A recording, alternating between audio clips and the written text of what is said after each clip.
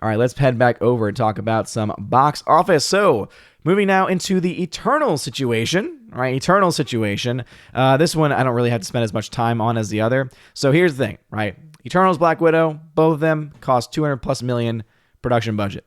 That means that the break even for those films is around $500 million.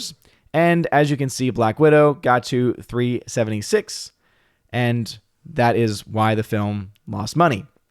Eternals is at $337 million. So I had reported that it looked like there was going to be a strong enough showing in the international box office and in the international play for Eternals where a break-even number, or at the very least getting close enough to a break-even, would at least be possible. However, based on the fact that it is not seemingly doing as well in the international market as it was doing at first, that likely will not continue. It did have a respectable 49% drop, I believe, internationally from week 1 to week 2. It is available in the vast majority of international markets, so it's not like it's waiting for a lot of those markets either. However, it has, and again, this is one of the reasons why I did have that notion originally, it has passed already, after a couple weeks of release, the entirety of the runs of Black Widow and Shang-Chi. So that is an impressive feat. And that means that this film is going to get to what? $250, maybe $300 million internationally. But the issue, of course, for this movie is that no one in America or in the entire domestic market wants to actually go see it. And that is going to be kind of like the death knell to this movie. So let's go ahead and adjust for inflation just to make sure these numbers are accurate. So as you can see, not a lot of victories for Eternals. It had a higher first Saturday. It had a higher first Thursday. And that's pretty much it. And really, that's technically a second Thursday, but post-release first Thursday. And if you go to where it is now, 137.5, whereas Black Widow at the same time in its release was at 156, whereas Shang-Chi was at 178. And the other important thing to remember about Shang-Chi and why this film made money is because with $150 million, this film did not need to make as much money back in order for it to be able to break even. So going back to my handy dandy charts, I like charts. What can I say? I like charts. Let's talk about Shang-Chi. So my second weekend had around $257 million. And with a $150 million production budget, $225 million was the cost, which means the film needed to make $375 million to break even. As you saw, it made over $400 million, meaning that the film right now with around $430 million. So again, some of those numbers, sometimes the numbers don't always update exactly. But as of right now, as of the latest update, it had $430 million worldwide, meaning that it's got a $33 million surplus. Now, it is important for us to remember, though, this is a Marvel movie. And there is not much time left for this movie to make any money because it's already available for free on Disney Plus now. So this is not a good look. It's not a good look at all. Especially when you realize, okay, $33 million in the black for Shang-Chi. Okay, that's pretty cool. What about the other Black Widow? What about the other Marvel film that come out this year? Oh, wait a minute. 378. That was a $73 million loss. And since the Disney Plus numbers are kind of moot at this point because of the lawsuit, okay.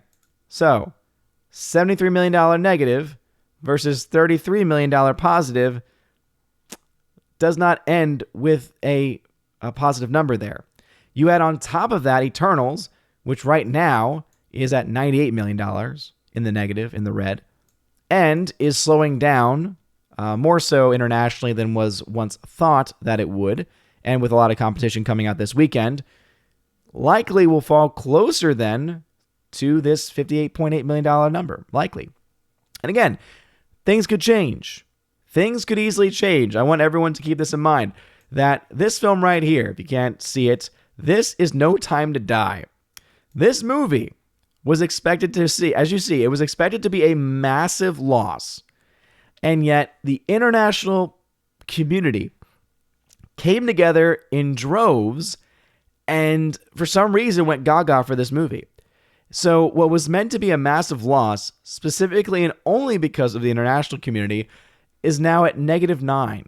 million. So this movie, No Time to Die, will break even by the end of this week.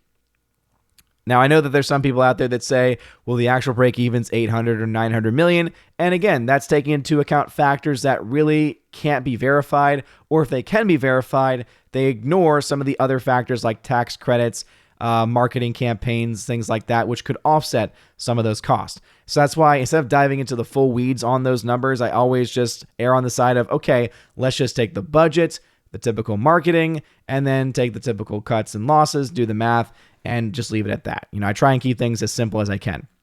Obviously, I know that it's still relatively complicated because obviously it is still math, and that is not fun. So, as you can see, though, that is not likely going to happen with Eternals. It could happen, but it's not likely. It's not likely. So, you're then ending with 3 Marvel films to come out in 2021 in the negative. Now, hold on, you might say, hey, wait a minute, we have one more to come out. You're forgetting about Spider-Man. The issue with Spider-Man is that they're splitting that revenue with Sony. So even though it's likely going to be a $1 billion film this year, they still have to split the money with Sony. So if we're just talking about pure Disney films from Disney, again, not a very good look for it.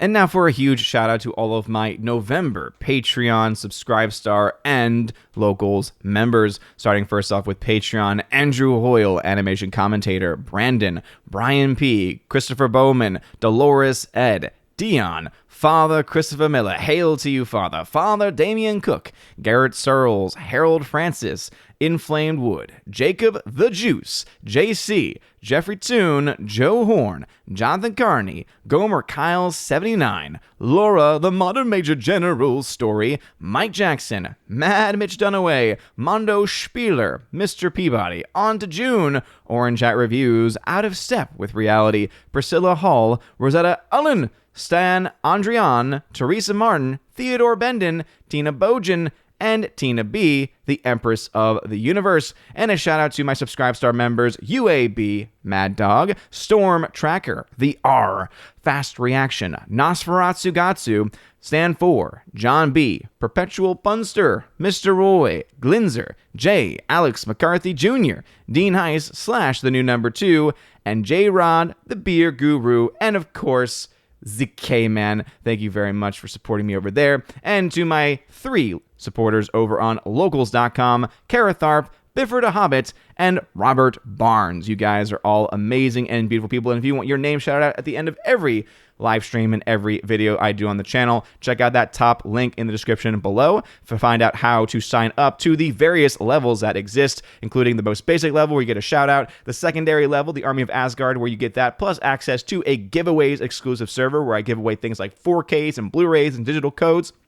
All kinds of stuff, a lot of fun. You then also have the Keeper of the Bifrost level where you get all that stuff, plus access to an exclusive podcast that I do with John the Flick Pick Flickinger. You get to ask us questions, and you get also access to that and the entire library of podcast episodes that we have done. And then there is, of course, the Chosen of Valhalla level, where not only do you get all of that, but also in your first month, you get a t-shirt of your choice and sent to you anywhere in the world. Of course, just let me know your size and the color option that you want. It'll be sent to you that first month. And also, you get to be featured on the once a month Chosen of Valhalla live stream, where we have a ton of fun talking about movies and projects and all kinds of stuff. Pretty much anything that the Chosen wants to talk about is on the table. So if any of that sounds interesting to you, check out that top link. You're all amazing and beautiful people. Hope you all have a wonderful rest of your day. And as always, God bless.